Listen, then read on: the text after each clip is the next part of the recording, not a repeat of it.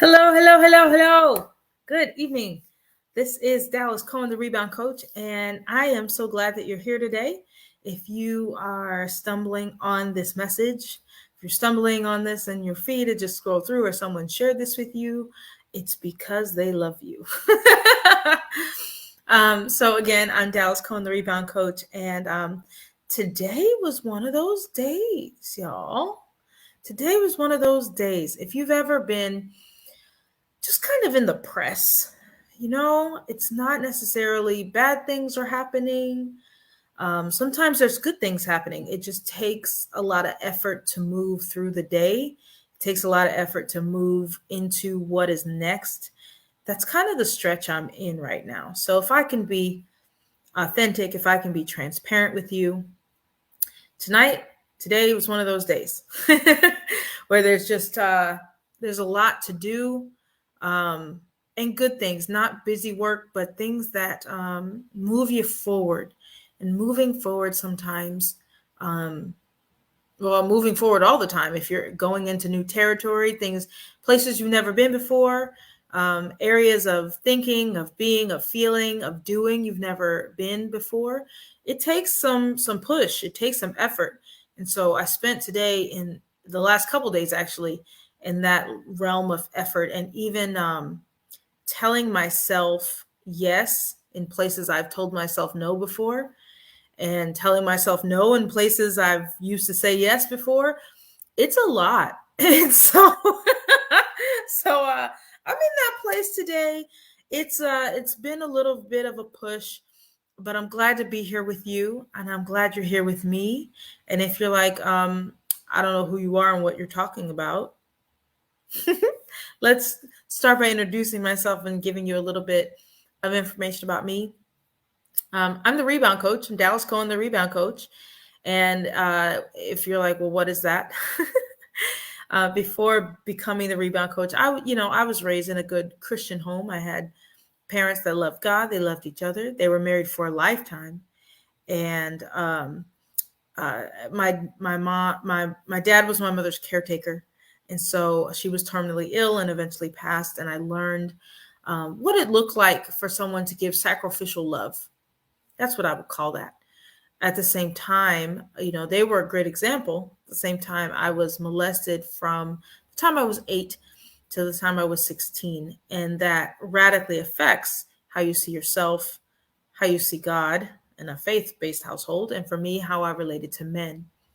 So fast forward, when I met the man that I married and then divorced, there were definitely red flags. There were definitely, reasons to not go forward, but there were some pretty compelling reasons to go forward. Number one, I'm a praying woman, and I believe that God was with us. Because I believe God was with us, I believe that whatever trouble came, we'd be able to outlast it or overcome it. And so trouble came right away. Some people tell stories about having honeymoon periods and then, things happen. But for me, trouble came right away and never quite went away. It started developing in cycles. The cycle I called coping to crisis, where you're like barely making it. You're doing like, okay. And success is, well, he didn't yell at me tonight, right? And then things blow up in some sort of crisis. And you kind of overcome the crisis, and then you get back to this coping place where you're spending a lot of energy and effort to barely make it. And so we did that for almost 10 years, and things kind of came to a head. End of 2019, beginning of 2020. In January of 2020, the man I had been married to almost 10 years by that time left for another woman. And I found out the next day, him and that woman had been plotting my murder for months by the time I found out. And needless to say, that was like, what? Record scratch, stop the presses. I need a reset, an entire reset. Everything was threatened. My existence as a human being, my role as a wife, a mom, a woman, a child of God, and a coach. I was the rebound coach, and I had been coaching women in relationship, women and couples in faith-based marriage and faith-based relationship for maybe 5 or 6 years by then. And my entire identity had been centered around staying married, and God wants you to stay married. And I was helping other women in really tough marriage situations because I was in one of those, and I knew how to stand and withstand. And I was helping other people because I believed that was the right thing to do. I believed it was the right thing to do for me and for other people. And so if you can ever imagine having your entire identity based in one place, in one idea, and that's the very thing that's kind of shattered on the floor in front of you. And I had to make a choice. I had to decide if I was going to allow who my now ex-husband had planned for me to be, and still is holding that for me, of who I was, who I could be, how I was allowed to serve God, how many days I had on the planet, who I was allowed to love, who was I allowed to be loved by, all of those things. Or I could choose life. And so I wrote a book out of that experience, and it's called I Choose Life.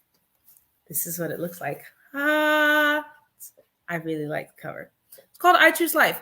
Rewrite your love story and change your legacy. And it's not just my story as a memoir, as like, this is an outrageous story. I mean, through a set of very divine events, I'm alive, I'm safe, my children are safe. You and I are having a conversation today. So even just from that, it's an exciting book, but it's not just about the story itself. It's about helping you rewrite your love story and change your legacy. Not just love story as in a romantic love, but not just that, but how we learn to love and be loved. Something we learn as kids, for better and for worse. And as adults, we have the really special opportunity to change that story for ourselves and to walk a path that we want to model for the next generation that's watching us. And so this is that path for you. If you've ever lived through betrayal, trauma, or abuse, those are the people that I serve now as a coach. I serve women who have lived through betrayal, trauma, and abuse of any kind. Abuse of any kind. The kind I endured was mostly emotional, financial, spiritual abuse, combinations thereof. But anyone who's lived through any kinds of trauma and want to change the story, you want to reclaim territory in your relationship with yourself. And so that's who I serve. That's where I come from. If you would like to get your hands on one of these books, please go to thereboundcoach.com/book. That is thereboundcoach.com/book. You can actually either order through Amazon, linked right on that page, or you can get one of these hard copies and I will sign it for you and dedicate it to you myself, which is pretty cool. I really enjoy doing that. So feel free to check this out. I Choose Life, Rewrite Your Love Story and Change Your Legacy at thereboundcoach.com/book. Okay. So I wanted just to give you a little bit of history about who I am, why we're here. And so if you clicked on a link on Facebook to get here, it said self-love Valentine. So we hear a lot about self-love, and this week was Valentine's Day this week. So it's a couple of days ago now. And it's a time for love, and it's a time for pain for those who feel like they're not being loved in the way that they wish they were. And so whether you are a part of a couple, a romantic couple, or you are not, very often we feel like we are not loved in the way we would like to be loved by someone else. And some, for some people it went great and they had a great Valentine's Day. But I wanted to kind of bring attention to self-love. And that's another word we hear all the time, kind of buzzwords we hear all the time. And we might see wisdom in it, or we might think it's foolish, or we might think it's prideful or selfish, right? How dare you focus on loving yourself? You should be loving God, and you should be loving other people. And it's Jesus, others, and then maybe you. And how dare you think about yourself? And that is prideful. Okay. So we're going to talk a little bit about those things and really about worth. So for those of you who have been watching these lives or coming alongside and joining me throughout the weeks, you know that we have a very exciting event coming up. It's called Sanctuary, and I will be more than happy to tell you about it down the road. In a little while. So I've been having conversations with women. Sanctuary is a 3-day VIP intimate experience where we pour love into very deep emotional places in the ladies that join us. And it's a high ticket event, meaning that it's not free and it's not cheap. It's an investment. It's an investment into yourself. It's an investment that we as facilitators are making into the people who come. And I've been having conversations with people around what they're willing to invest in themselves at dollar wise. People are like, oh my goodness, for whatever reason, they're saying, they're not willing to invest in themselves at this level. And it really speaks to, honestly, truly, it speaks to their value on themselves. And so I've been thinking about that and thinking about how I make my choices, and had someone come to me with this opportunity. As desperately as I value being loved and I value being heard and seen and nurtured in a safe place, a safe, intimate place, I have high value for that. And if someone had presented me with this opportunity, what would be my deciding factor? So, this tonight's live is kind of coming out of that. And I think about women. So many of us, when I talk about serving high achieving women, these are women who get a lot done and then feel like they've gotten nothing done. They're constantly in the fight, in the press, and never allowing themselves to celebrate that because they think they'll start slacking. Like it's like that. And so, living by duty or responsibility, living by, like, I can always remember in any season of my life how I defined what was important to me was by whatever or whomever I was responsible for. So growing up as a caretaker for my mother who was ailing, that was my role. I'm responsible for her. I'm responsible for my chores, right? As I get a little bit older, I was helping the family. A lot of firstborns have that, they're the responsible ones, right? So I was helping my father, even as a young adult, helping my father with different things. That was my responsibility. That was kind of what I was in charge of. And then when I got married, I was helping my husband, and he needed a lot of help, right? Then I had some children. I needed to help my children. And now, even in this season, I'm responsible for my employment. I'm responsible for my children. I'm responsible for, the upkeep of my home. I'm responsible for my business, right? So all of these things is kind of how I would define my priorities, my responsibilities, my attention, and things have the weight that we give it. So, I would take these on. These are heavy things, and I need to put all my attention in those things and all my priority in those things. And, self-care or self-love kind of takes many back seats to all of the responsibilities. Because if I don't do this thing, it doesn't get done. Well, the truth is, if something happened to us and we don't do the thing, it gets done or it gets done without. Right? That's the honesty of it, right? Unfortunately, parents, people, women, men become unable to fulfill their responsibilities every day, whether that's through circumstance change, sickness, death, what have you. It happens all the time, and the world keeps spinning. But yet and still, we tell ourselves, and me included, I got both hands up. We tell ourselves that if I don't spin the world doesn't spin. And I have to put all of my time and attention in these other areas because they're more important than putting time and attention into myself. And then because we don't put time and attention into ourselves, our needs go unmet. And we are expecting these other people in our lives, husbands, boyfriends, significant others, parents, adult children, bosses, coworkers, associates. We're expecting all these other people to meet needs that we are not willing to meet for ourselves. And you might say, well, what do you mean I can't do that for myself? I would challenge you and say, maybe you can.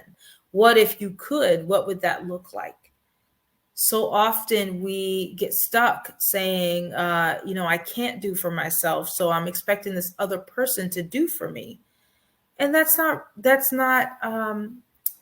fair.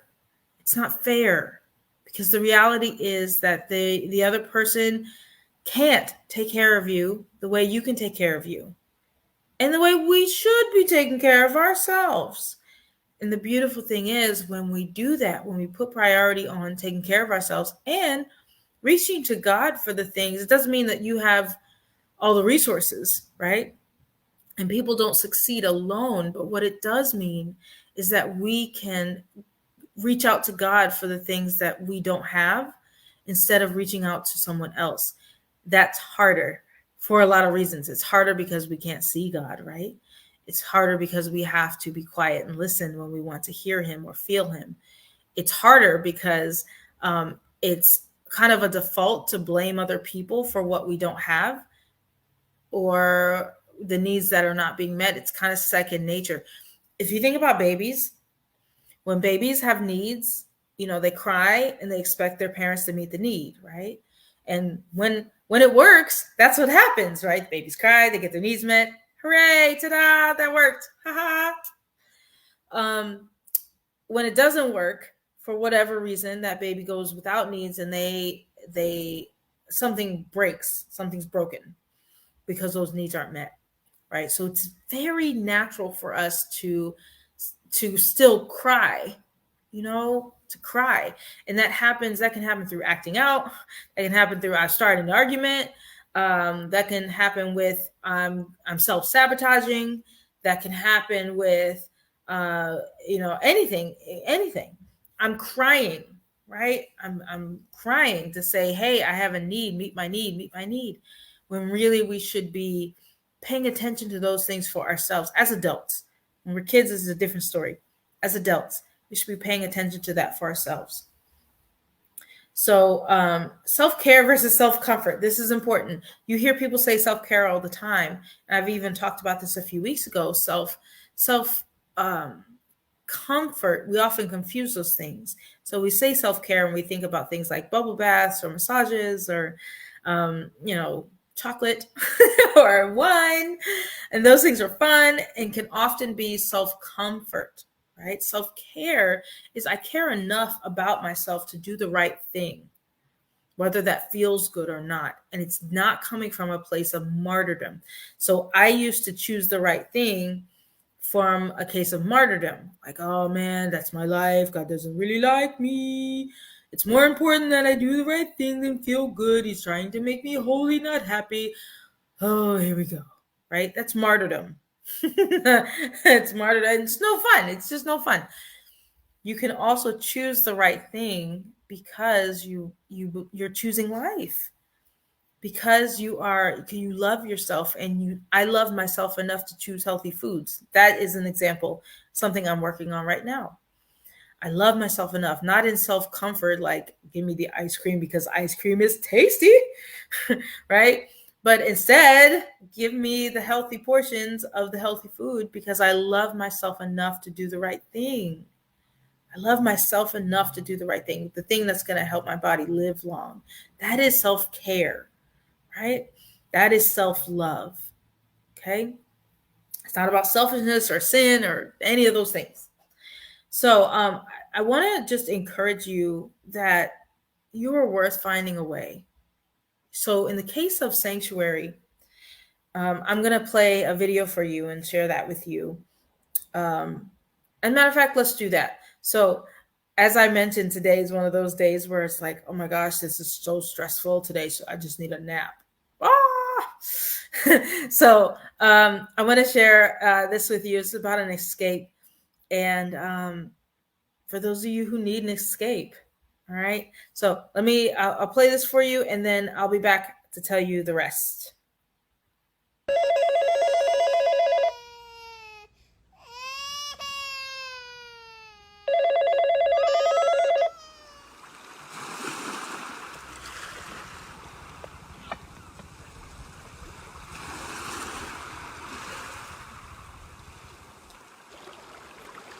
Yivarechecha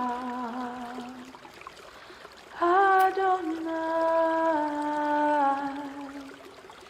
ve'yishmerecha Yael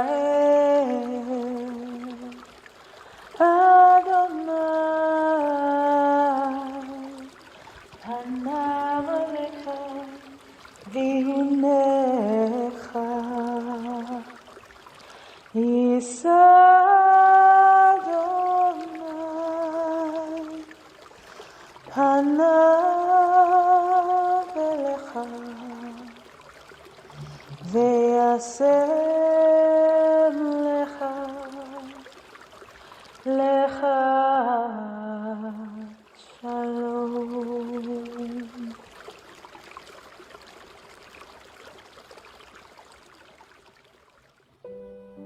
So I have a question for you.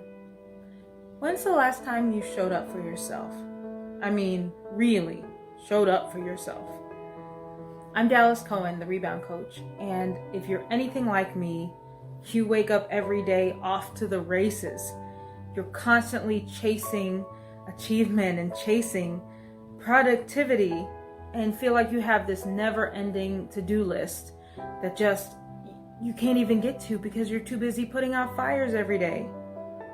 And somehow, in the shuffle, over the years, you've lost the happy and wondering where the satisfaction went. This is why we've created Sanctuary. Sanctuary is an experience that's a 3-day private VIP journey designed with a high-achieving, effective, powerful female servant leader in mind. Join us for an experience like no other, where we take you through our signature journey where you'll identify, address, and release your current stress. You get to experience sacred rituals that restore. You meet a new sisterhood and spend time away from all of the distractions and all of the stress and all of the issues that bring us down.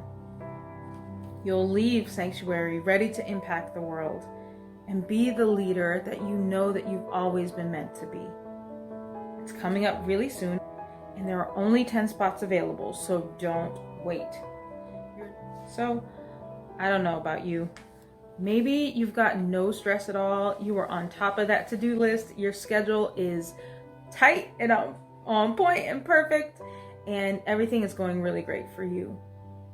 But just in case, if you're a woman who works as a mom, an entrepreneur, a coach, a helpmate, a healthcare professional, if you're a caretaker, if you're a boss lady, if you're a leader, a giver, or an all-around servant, Sanctuary is for you. Your next step is going to thereboundcoach.com/sanctuary and joining us. Your vacation awaits, and I can't wait to introduce you to you. I'll see you there. Okay. So that said, September. So we did an event in September, and it was fantastic. September of last year, it was fantastic. And we are, by popular demand, doing a next event on April 8th, 9th, and 10th, 2022. That's April 8th, 9th, and 10th, 2022. At the same location, Clearwater Beach. It's a beautiful, beautiful place. And if you would like to see what happened last year and you'd like more information, you can find that at thereboundcoach.com/sanctuary. And so I was telling some people about sanctuary and and the investment. So our regular ticket price for the weekend is $2,500, and that includes 3 days of the sanctuary experience, as well as the majority of your meals for the weekend. It doesn't include your hotel stay, but everything else is included. And so people were saying, "Oh my gosh, right now we have an early bird price of $1,000, and that's through the end of February, so about 2 weeks more of that." And I was talking with people like, "Hey, if you need us to work with you, we'll work with you, and how can we get you started?" And they said, "Man, I talked to my husband, and he said we could go to Cancun, all four of us, and for that price, maybe, but would that accomplish the same thing? Would it? This is not just a vacation, and it's not a seminar. This is not a teaching kind of thing. This is not just a girlfriend's getaway. This is an experience to change your life, to change your heart, to change how you relate to yourself, to change how you relate to your God, to pour into your spirit in a powerful, powerful way. There were physical healings that came out of the last sanctuary event. There were healings that reflected years and years of trauma, years and years of trauma. People who went through stuff when they were kids and had certain things going on in their life, their entire lives got free of that at sanctuary. Your family vacation to Cancun can't cover that. That's what this is. It's an opportunity to love yourself. It's an opportunity to pour into yourself. And you get to decide how much you are worth and the level of priority you are willing to give yourself. Because the truth of the matter is, if your wife, if your mom, if there were other people in your world that wanted $2,500 out of you for something that was important to them, you'd find a way. Why is that? Because you love them.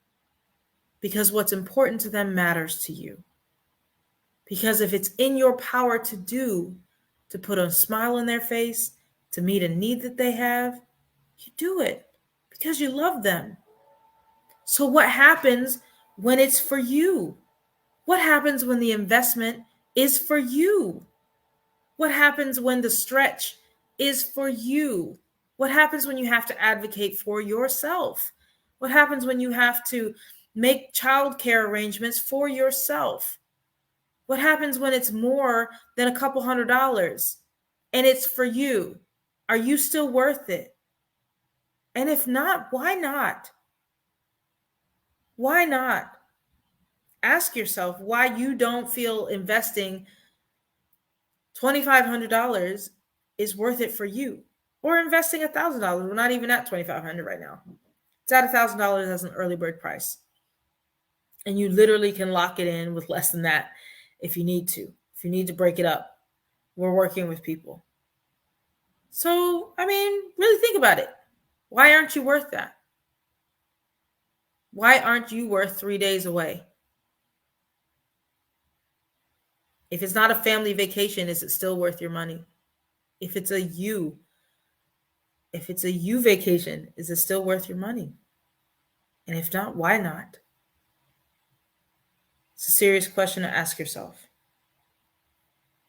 Who are you more committed to?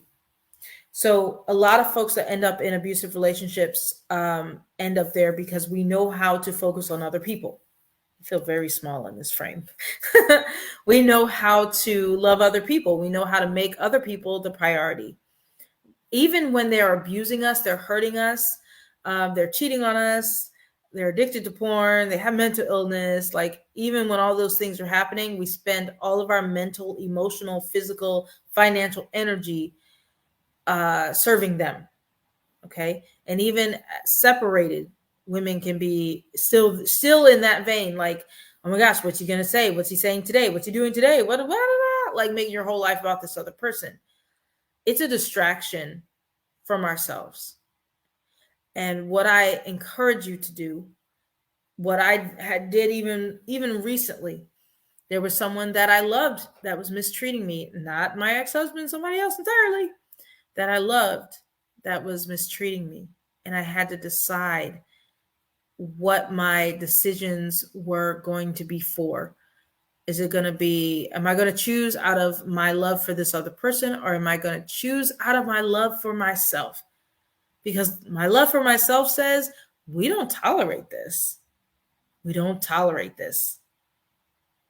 We don't tolerate this. And so I had to decide and say, you know what? I care very much about you. I wish you the very, very best, but I don't tolerate this in my life anymore. I don't tolerate this kind of treatment, and I won't tolerate it. And so it was a big deal. But I feel like I passed that test. And I just want to encourage all of you to decide, what are you more committed to? Are you committed to your responsibilities, which can be very loud and very present in your face? Or are you going to choose life, choose love for yourself, choose self-care, real self-care, which is doing the right thing for yourself? Even when that's not, the thing that feels the best, if you know that it's going to be the right thing for you. So if any of this spoke to you, I would encourage you to please share this with friends and family.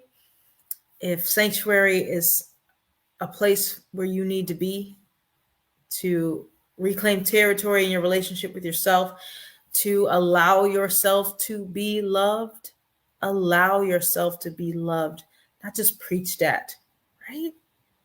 Not just, placated, but really loved, really seen. You want to allow that for yourself. Hop on thereboundcoach.com/sanctuary. There's a place you can make an appointment to chat with me, or you can reach out to me if you have a question. I'd love to see you there. All right. Thank you so much. I'm going to get some self-care sleep. God bless you. Have a wonderful evening. And until next time, choose life.